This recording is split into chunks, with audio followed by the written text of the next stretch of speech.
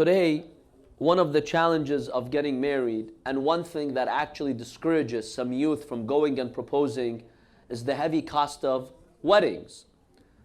Some families will have a wedding of $20, $30, $40, $50,000, and that discourages some of the youth. And some parents are pretty strict about that. Some girls are pretty strict about that. They really want to have a fancy wedding, and it's a competition. So-and-so person had a nice wedding. From my friends, I want to have a nice wedding too. How do we treat a situation like that, or address a situation like that?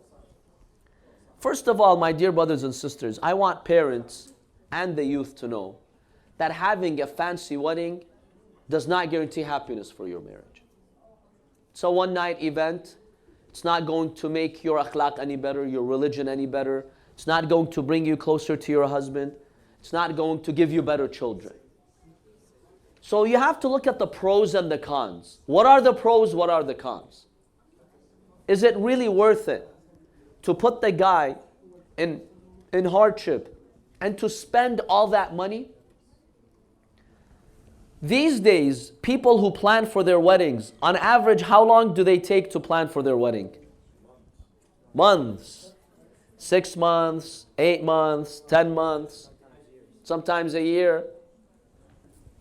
Rasulullah sallallahu alayhi wa alayhi, when the marriage of Imam Ali and his daughter Fatima was happening, do you know how long it took to do the preparations?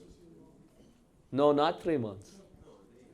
There was a gap of maybe 1 to 2 months between the aqd and the wedding. But when it was decided that they wanted to have a wedding, one day, Imam Ali alayhi salam comes to the Prophet, they have a conversation. Imam Ali ibn Abi Talib expresses his interest to move with Lady Fatima alayhi salam and to have the wedding. The Prophet said, tomorrow is the wedding. This is the greatest creation of God, and his daughter is the most pure woman on earth. Why didn't the Prophet say, no, we need a week, let's make nice wedding, fancy arrangements? No, the Prophet said tomorrow. It was a pretty humble wedding. Yes, the Prophet gave food. The companions, they chipped in. It was a beautiful wedding. But it wasn't extravagant. It wasn't something wasteful.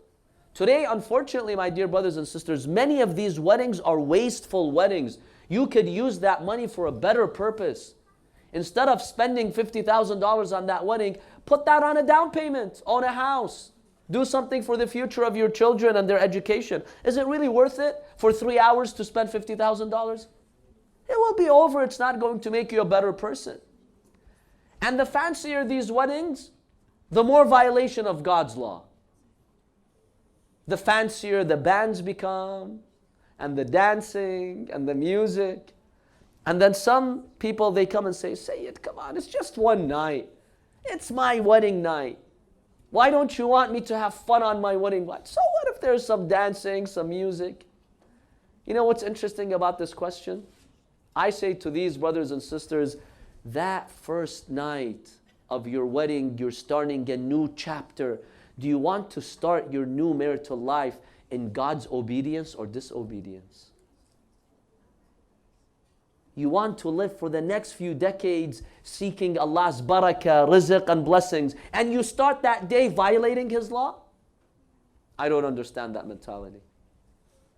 In fact, if anything, you want to start your wedding in the obedience of Allah subhanahu wa ta'ala. Because that's the start. Say your master God said, I arranged everything for you. I brought you here. And you tell him, and on this night, I'll disobey you. Is that polite? Is that appropriate to do? Think about it. So we have to encourage the families, my dear brothers and sisters, to be more humble with the weddings, to be more flexible with the weddings. Yeah, it's nobody does not want to have a nice wedding. Have a nice wedding, but something reasonable. If you are planning for your wedding from now 8 months and the best hall, I don't know, banquet hall in downtown, and you're already making the fanciest arrangements, I don't think that's a good sign. Be humble with it. And believe me, the humble weddings have more barakah in them. I can testify to that because I see it every day in the community. Those weddings that are more humble, you feel more sincerity, more genuine attitudes. Allah blesses them more. Allah blesses them more. And that's a lesson for us, my dear brothers and sisters. I can bring you a list of famous people, billionaires, who spend tens of millions of dollars on their weddings, and they got divorced 2 months later, 6 months later, a year later, 2 years later, 3 years later. What's the point? The fancier the wedding does not mean the happier you will be. In fact, it could be the opposite.